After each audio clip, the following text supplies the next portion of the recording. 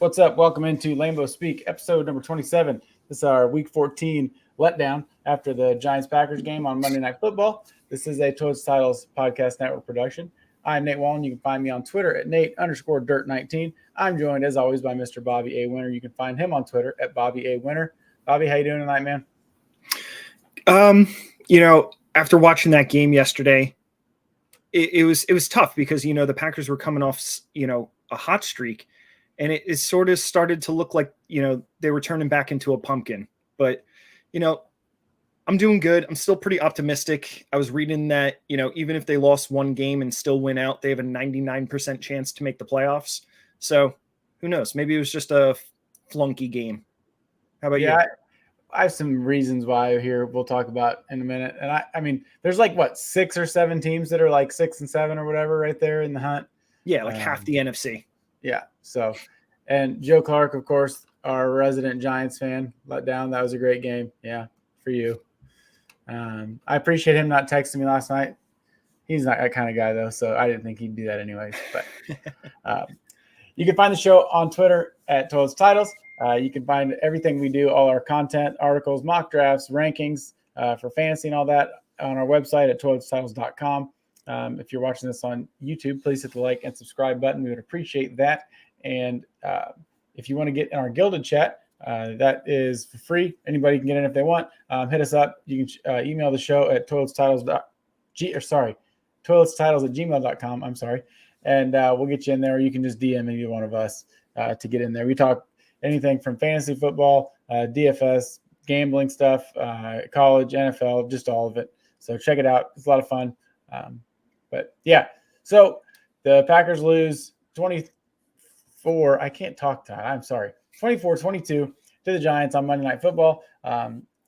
They came out pretty flat. They went into halftime leading 10-7 somehow, but ended up, losing. It just seemed like from the get-go, things weren't really firing on all cylinders like they had. I don't know. The primetime game against the Raiders, Jordan Love struggled. I don't know if the stage was too big for him. I kind of thought that at first, without getting too far ahead of ourselves. But that last drive, I thought he did really, really well. Yeah. So, I don't think that's the case. I think it's more LaFleur, but we can talk about that later. I know we have different opinions, so that's okay. Yeah. Well, I mean, like you were saying, on those first couple of drives, Love was just missing throws. Yeah. I mean, he had a lot of errant throws where you're like, a week or 2 weeks ago, like he was money. I mean, he wasn't missing throws at all. I don't know. And obviously, like with him being the first time starter, we have to always parse everything with, we have to be prepared for the inconsistencies. But, with the way that he'd been playing over the last couple of weeks, I thought that, he had kind of like ironed this kind of stuff out. And, he's played in primetime before. I don't think that maybe that was it. And like you said, when the ball was in his hands, he did the thing. They did score a touchdown when they needed to score a touchdown. The defense, it kind of let us down. I mean, there was plenty of time. The Giants still had 2 timeouts left, but the way the defense was called, which we'll get into in a little bit, I mean, that really sunk at any chance that we had of winning that game. Yeah, and the special teams was pretty poor too. We played pretty poor on all 3 levels. Not a disciplinary kind of play. Not disciplinary. That's not the word I want. But like just like poor discipline. It seemed like and it was frustrating to watch. I was sitting with Abe, who I do Towards Titles After Dark tomorrow night on Wednesday night. You can tune in for all our uncensored content on how we feel about the Packers and other games. But it felt like LaFleur went back to the offense that struggled and was real clunky and shitty that we, 5 weeks ago that we were trying to do stuff. The last 3 weeks thing seems like it was a different offense almost. And then we're back to these out routes that, like I said, those are hard throws for quarterbacks to make. It doesn't matter who it is. If you want to make a game easy for the guy, throw the ball between the hash marks, between the numbers. It's always open. And, when he needed to. He audibled Tucker Kraft, hit him down the seam for 40-some yards on that last drive. Yeah, it's like beautiful. Why are we not doing that? That throwing the ball straight in front of you is a lot easier than throwing it to the side. I don't know why he continues to try to make Love make those difficult throws. I know he can make some of them, but not consistently right now. Yeah. And it's frustrating to watch that. And we can say it now, but the 15 god dang end around reverses we ran, like it's good once, but stop running the same play. And the most frustrating one was the 2-point conversion. Those guys are like so lackadaisical and act like a 2-point conversion is just, it's whatever. Who gives a shit? Like it's not. That's really important. We score there. It's overtime. Right. Absolutely. And watching the game too, I said, I was watching it, my brother was sitting next to me and I was like, if they don't make this 2-point conversion, the game's probably over. Yeah. Because they just had so much time left with 2 timeouts. And the way that he'd been playing in the second half, their starting quarterback, Mr. Cutlets, he really turned it on. Because honestly, the Giants started slow too. I mean, this is one of the sloppiest games of football I've ever watched. Not as bad as the Vikings-Raiders game Sunday that was 3-0, but pretty damn close. Absolutely. I mean, there was penalties by both teams. There was crazy fumbles that just like never would happen in any game, like the Keyshawn Nixon fumble. He dropped the ball, picked it back up, and then decided instead of just living for another play, was like, oh, I can salvage this. And, before he knew it, he was being clobbered by Giants players and fumbled again. So like he could have just stayed on top of it. Like that's just like an unorthodox play. Like that's not something that happens week in and week out, and then same thing with the Saquon Barkley fumble. That was his third fumble in like 1,400 carries, right, in his career. But he fumbled the ball. Like he just yes, that player did touch him or whatever, but he regained his steps and then kind of just like tripped over his own legs. It was the same as I think it was against the Rams. Was it Malik Heath or Dontavian Wicks like slipped and fell and the ball came out? Like he's not giving himself up. That's a fumble. Mm-hmm. So it's the same thing. It sucks. Like it kind of looks. Not like, but I mean, that it is what it is. But yeah, Keyshawn Nixon played horribly yesterday. Yeah. That should have been a personal foul when he drilled Danny DeVito right before he fumbled the ball twice. And then he got burnt by Wan'Dale Robinson all game. The final drive. The final drive, especially. Like he didn't even look like he was trying on that one pass. Like he was like walking almost. And I don't know. I still think that he would be much better suited if he wasn't playing every down. Not every down, but, as much as he is on defense. I know he's made some good plays, but it's tough. Well, I think that once Stokes is back in the lineup, I mean, one thing that we have to remember is, he was the preferred starter coming into the year, but with the injuries that we have now and with Rasul Douglas being traded, I mean, the cornerback position is pretty thin. Yeah. But I heard, and I don't know if this is 100%, but that Stokes could be activated this week. I mean, I know he's already activated, but I mean, like he could be playing possibly next week, which would be huge. I really don't understand what's going on with Jair, because he's missed now 5 games straight. Mm-hmm. So they could have put him on IR, so I don't really know what's happening with him. I don't know if it's injury related, but it kind of smells a little bit like what Zadarius Smith was doing that one year. They put him on IR and then all of a sudden he was he was on the active roster. He just wasn't playing, but then all of a sudden, like they made the playoffs and then he could play again. And then all of a sudden he wasn't on the team anymore. So I'm really hoping it's not that, but I don't know. Just something just doesn't smell right about that situation. Yeah. I don't know. He was saying, I think I saw something the other day, he doesn't feel 100%, and I get that. I feel like he came back. Well, has it been 5 games? I feel like he played somewhere in between here, but like didn't play the whole game. Then I could be completely wrong. That's for some reason, like he played and re-injured something or re-aggravated it. I don't know. It's hard. I just feel like he's almost kind of, doesn't trust it or whatever. And I could be wrong. I don't know. That's just kind of how it feels. I thought the secondary did not play very well when needed to. I mean, like that the same on that 3rd and 9 or whatever when Bellinger got a first down. That dude's wide open. I could have ran for that first down, and I'm slow as shit. Like, you know what I mean? Like, why are we so far off here? You know, Danny DeVito is not going to throw the ball 30 yards downfield. I don't think he can throw the ball that far. No offense to that guy. Whatever. He's probably listening to us in his parents' basement like I am. I mean, I'm not really in my parents' basement, but like, I don't know.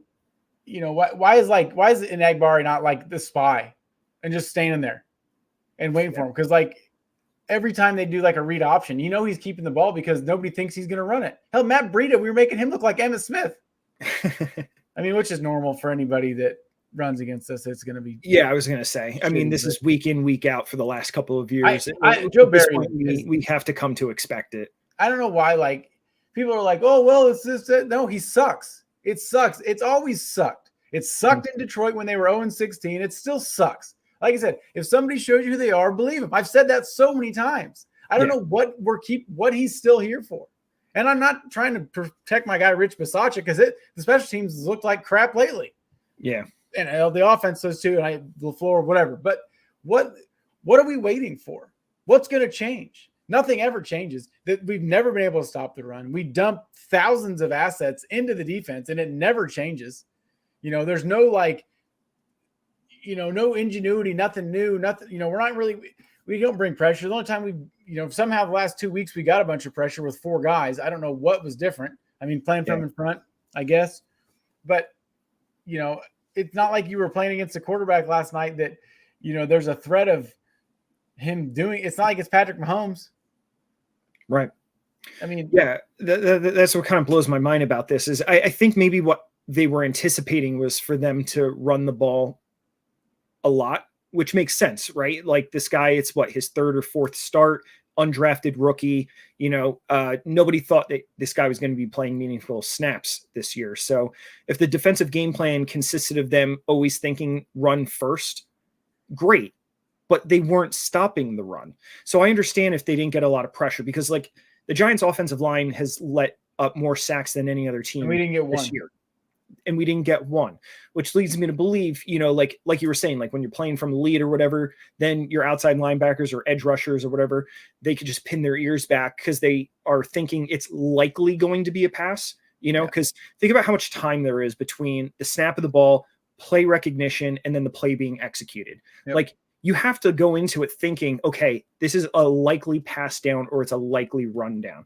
So I don't blame them for thinking, hey, let's think run first, you know, because he's probably not going to throw that much.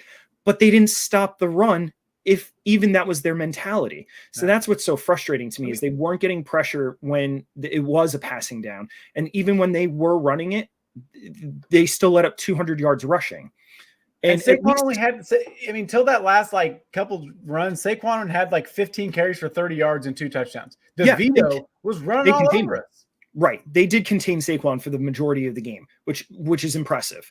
But like you were saying, like they didn't really have a good spy on him until about halfway through the 3rd quarter. You notice that Campbell was just kind of sitting there spying him for the second half of the game.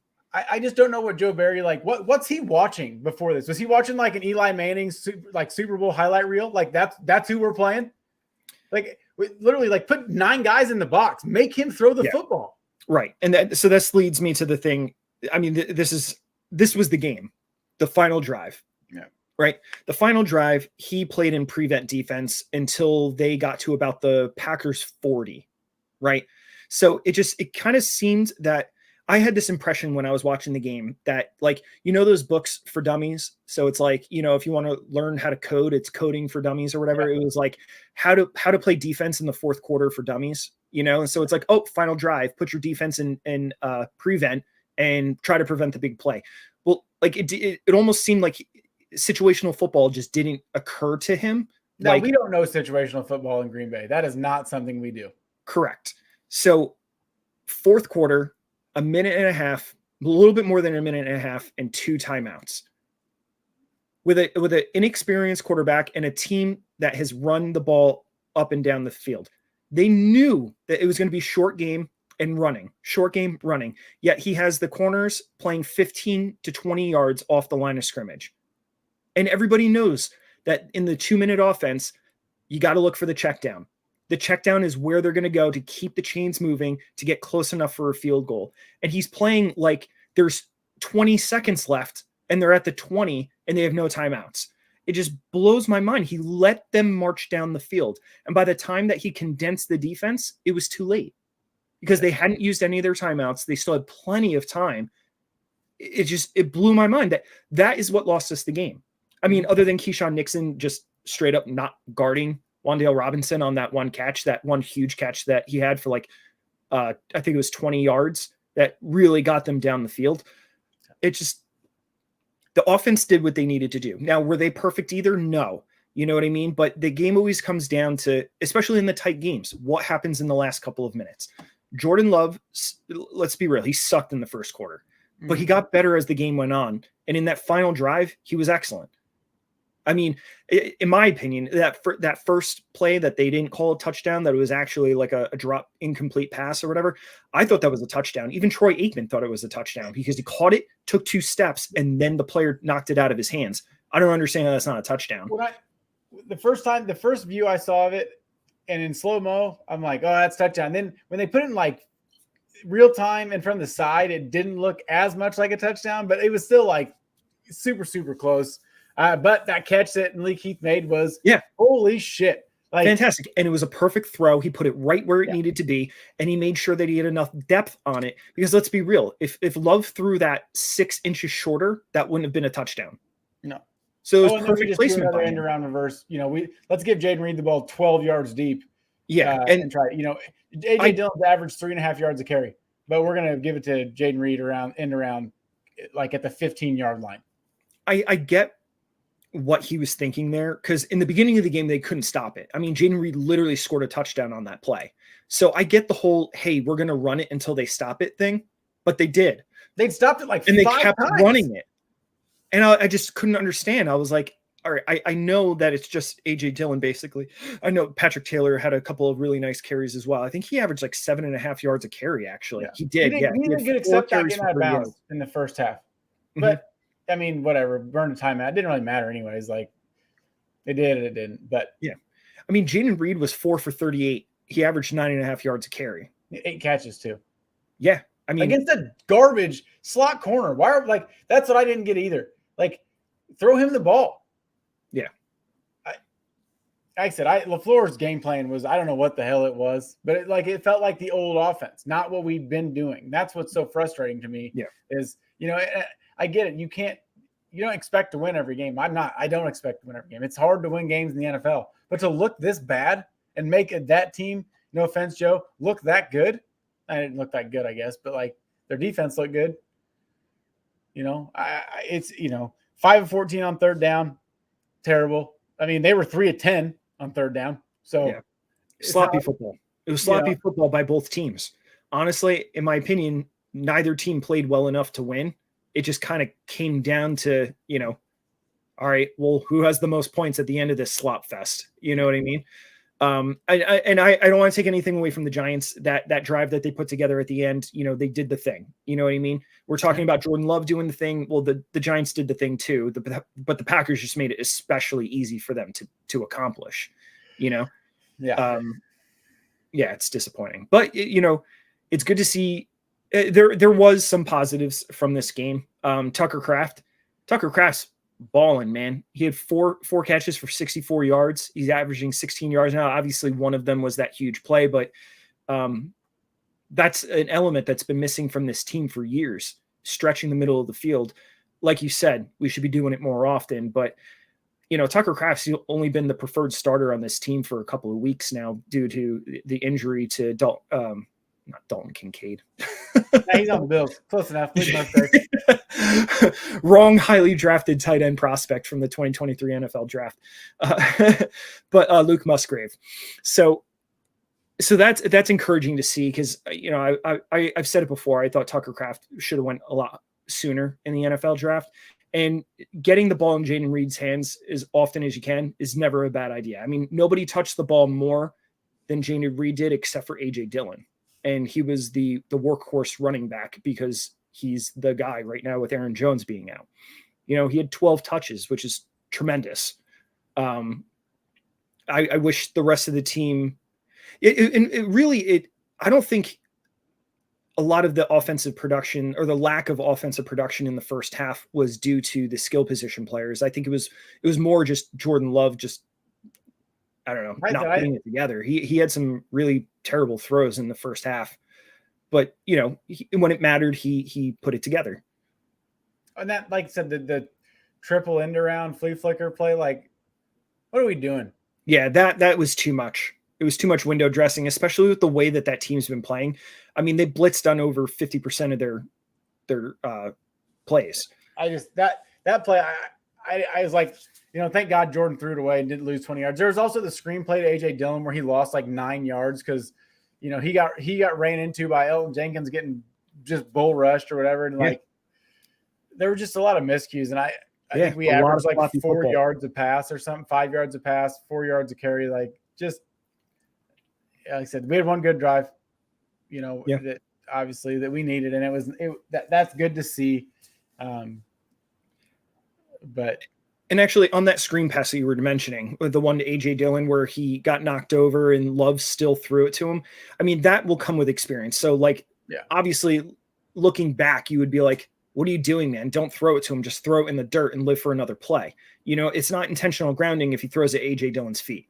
So instead of losing 9 yards, you just whatever. Okay, lost it down. Let's move on to the next down.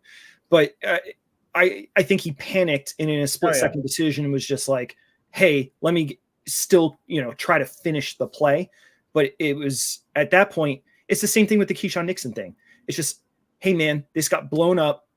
Let's just lick our wounds and live for the next down. Let's not try to compound this and make this worse. And it just seemed like every time they had an opportunity to do that, they didn't.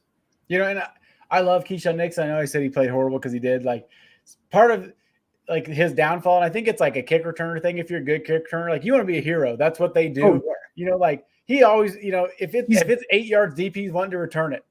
And sure, whatever. I don't give a shit. Like run it back. But he's been feeling himself. That's also the downfall of the kick returner. Like I said, he fumbles it. We're gonna pick it up. We're gonna do it. No, just like you said, let's live to play another down. And the Rudy Ford penalty where he got killed, Gunnar Olszewski or whatever, like wrong place, wrong time. That was a pretty good play by the guy that was blocking him, kind of like setting him up for it. There was a couple of things like that. That was the worst punt I've ever seen Waylon hit. Usually he's been money. But like I said, it is what it is. It's frustrating, but we got to regroup and go home, and hopefully Baker Mayfield doesn't come tear us apart. Luckily, I think it'll be cold. That should help. But I guess you got anything else on the game before we move on? I can't think of anything else off the top of my head that I wanted to rant about. I was already pretty pissed off. So injury-wise, Darnell Savage came out of the game. So Danny DeVito laid the hammer to him. Yeah, so I'm not sure he went to the sidelines, took off his helmet, and then just never put it back on. So I don't know what's going on with him. Hopefully he's all right. I thought we would have seen a little bit more from Jonathan Owens, but I guess now with Darnell Savage back in the lineup, Owens is going to get a little bit less playing time because I thought Owens has really started to grow more into this defense. I was kind of excited really to see that. Yeah, because sometimes it takes a while for players to mesh, especially on a new team and a new defensive system and stuff like that. So seeing him grow and get better over the course of the season, I was excited to see a little bit more of him. And Devontae Wyatt went out and then back into the game and then back out. So I hope he's all right. Actually, Isaiah McDuffie. What do you think of Isaiah McDuffie? I've always loved him. I loved him when they drafted him out of Boston College. He's a stud. I agree. Good run stuff. He's a good run stopper. He's not as good in pass coverage as Quay and DeAndre, but he's a damn good linebacker. Yeah, I was gonna say, man, he's kind of a tackling machine, and he tackles aggressively, man. Yeah. Like old school football. He doesn't just arm tackle and miss tackles like most of the Packers do. He actually wraps you up and puts you in the ground. Yeah, I could tell why they have a roster spot for this guy. He's a really good special teamer. Out there. Yeah, so I mean, you love to see that. And Anders, he did miss the one field goal. I knew he was missing that kick. Yeah. I just knew it. We lined up. I'm like, he's going to miss this kick. Yeah. But you know what? I mean, they missed a kick. We missed a kick. It's not why we lost the game. You know what I mean? We lost the game because we didn't complete that 2-point conversion and because the defense played in prevent. Well, you can't win games just kicking field goals. So true story. I mean, well, unless it's the Vikings and the Raiders. That was a sweet game too. And Dontavian Wicks, I see something about a high ankle sprain. Yeah, he came out of the game as well. He actually was on that last drive. So we didn't get any injury updates. I think because they played on Monday, the report comes out tomorrow. So we'll have to take a look at that. Yeah, I think that's it. Yeah. Before we get on to, I always want to talk about our Patreon, patreon.com/toiletstitles. We would appreciate the support if you want to. Those of you that are members, we do appreciate you guys. We got a lot of good giveaways and things going on right now. Some more coming up throughout the rest of the season. If you got questions, want to hit us up, let us know. We'll get you in there. It's cheap as $1.50 a month. I mean, that's cheaper than pretty much anything you can buy now. So, check it out. We'd love to have you. So, moving on to Week 15, the Buccaneers coming to town. I don't know what to think about this game now. It depends on how Baker Mayfield plays. There's days where he looks really good and they play really well, and sometimes they're a little flat. Their defense is not as good as it used to be. Still, Todd Bowles is going to have the guys. I think they'll have them ready to go. The defense will still be good. I think the playing at home is going to help. I think that's kind of, especially with the young guys like this, I think they like playing at home. I think they're a little more comfortable at home. For sure. And I don't know what the weather, I assume it'll be, 20 to 30 degrees up there, something like that. I haven't checked, so I don't really read the weather. I just look in the morning if I need to put long johns on or not. That's all I do for my weather at work. So I'm not waking up checking the weather in the central time zone. But, the one thing that it's cold and windy right now. Yeah, it's same here. The one thing, with Baker is he did play in the NFC or the AFC North for 4+ years. So, he's used to playing in the elements. He's used to playing in the cold. And the last time he played in Lambeau, when he was on the Browns, he actually had kind of a decent game. That game was a lot closer than it probably should have been. So it's really everybody else on the team. Like you said, you never know which Baker Mayfield's going to show up. So this would be one of those games where I'm like, man, I wouldn't bet on this game, and really this whole season's kind of been like that. Did you see how many underdogs won this past week? Oh, Jesus. I wish I had a bet on them all. I didn't. Yeah, seriously. It was half the games the underdog won. So, I mean, you just don't know. I mean, if you asked me a week ago today, I would have been like, the Packers aren't going to lose again for the rest of the season.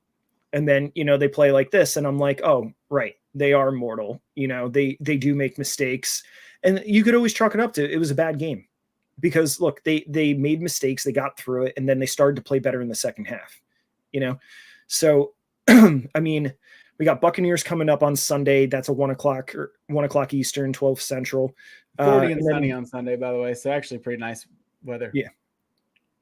And then, Panthers the following week, also 1 o'clock game. It still looks like the Vikings and Packers are set for Sunday Night Football, which is fantastic, unless it gets flexed. But, I mean, if the Packers and Vikings are competitive in the NFC playoff race, I would imagine it would stay there. And then, it's just we just got to kind of keep an eye on all these other 6 and 7 teams. And I mean, the math is there. As long as we win out from this point on, we have a 99% chance to make the playoffs. So it comes to a point where, if they win out, I'll be glad that they made the playoffs because that means they're competitive. But if it's like, they win 2 out of the next 4 and they kind of get in on a technicality or something like that, like I wouldn't really feel good about it, but we'll see what happens. Yeah. I don't know what to expect or what to think. I kind of agree with you. You want to see them win and get in and play well. In all 3 phases, to be honest, I need to see all of them play well together. I just looked at Bucks beat the Falcons last week by 4 on there's 30 seconds to go. Baker Mayfield was 14 of 25 or 29, 2 touchdowns. Rashad White carried the ball for 100 yards, but so I don't know what. I guess I haven't really paid much attention to their offense like I had in the past years, with Mike Evans and Chris Godwin. I know Mike Evans over 1,000 yards again because he does every year, but future Hall of Famer. Yeah, he's awesome. He's incredible. I don't know what I guess I don't know what to think. It just depends on what game plan. Like I said, if we go back to, the Chiefs Lions game plan, I don't know if he thinks that they got tape on us now, so we can't do this again. But I was just dumbfounded. It just baffled me to watch, play after play where it was like, what are we doing? Right. Look, any team that makes noise in the playoffs, they get hot at the right time. They get hot at the end of the season. Yep. And there's not that many games left for them to get hot at the end of the season. We got 4 more opportunities. Granted, 4 teams that don't have winning records, So if they're going to do it, this is the time to get right. This is 4 potential get right games. So if they're going to do it, they got to do it now. If they're not going to do it, then okay. Then we have our evaluation for the year, and they know what they're going to need to do going forward for this team. Yep. Yeah. I mean, like I said, there's not much else. That is it. And, that's it. Like I said, hopefully we'll be back next Sunday and talk about, a win against the Buccaneers. And I don't know. Like I said, they're more than capable. Just depends on who shows up and, if they're prepared and ready to go. And this is the same team. They beat the Chiefs. They beat the Lions. They beat the Chargers. This is that same team. They beat the Chiefs and Lions. I don't put the Chargers in that echelon. They stink. Right. But they should be good. They still have Justin Herbert. Oh, yeah. I get they still have Keenan Allen. I'm joking. You know what I mean? The Chargers are the Chargers, but I mean, that's still a really good offense. Oh, yeah. They have talent. It's just for some reason they just can't put it all together. Yep. So I said, I have confidence. I'm fully confident we could, we should win. But I also thought that last night. Yep. Same. Look, I still would not be surprised if they went out. I wouldn't be. I'd be disappointed if they only won 2 of the next 4. But because I think that they're better than that. I think that they could win the next 4 games. Yeah. And that's they should win the next 4 games. I don't know who I was talking. They're like, well, it's an evaluation year, this, that, and the other, blah, blah. I said, I get that. I said, I'm not mad that we lost. I'm mad that the way we lost, that's what's frustrating is losing like that. It's not, it's one thing you get beat by a team that, a better team that, whatever, just get outplayed. But we just got outcoached last night. That was the most 100%. Frustrating part of the whole thing was just getting 100%. God, it looked like a week 2 NCAA game when Alabama plays Texas ACM, B, and G and gets beat by 900. You know what I mean? I don't know.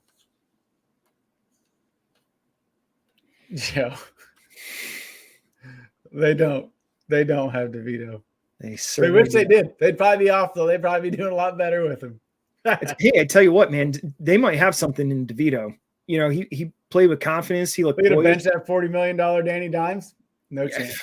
I sorry, Joe. I said it to you once before, but I had no idea what they were thinking when they signed that contract. It's like they overlooked how he played for the first 4 years in the league, and they were like, that didn't happen.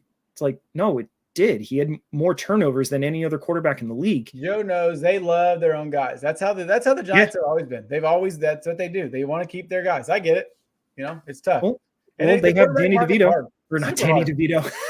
I did it again. I'm so glad I actually call him that. That's what I call him. I don't call him. It's Danny DeVito. I love Danny DeVito. Hell yeah. Well, that's all we got. We'll be back next Sunday after the Packers-Bucks game, hopefully with a better result than last week. Thank you all for tuning in. Check out the show at Toad Styles. Check out our website, toadstyles.com. Hit us up if you want to get in our gilded chat. Check out our Patreon, patreon.com/toadstyles.